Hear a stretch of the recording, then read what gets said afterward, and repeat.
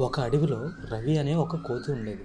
తన స్నేహితులతో అల్లరి చేస్తూ సరదాగా కాలం గడుపుతూ ఉండేది.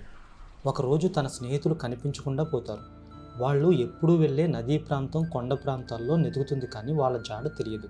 చాలా నిరాశ చెందుతుంది.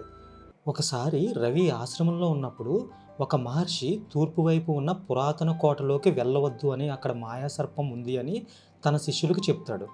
ఆ విషయం గుర్తు తెచ్చుకుని ధైర్యం చేసి ఆ కోటలోకి వెళ్తుంది. అక్కడ తన స్నేహితులు బందీలుగా ఉండడం చూస్తుంది. అదే సమయానికి అక్కడ మాయాసర్పం కూడా కనిపిస్తుంది. అక్కడి నుండి కష్టపడి తప్పించుకుంటుంది. తన స్నేహితులను కాపాడడం తన శక్తికి మించిన పని అని గ్రహించి మహర్షిని ఆశ్రమంలో ఆశ్రయిస్తుంది.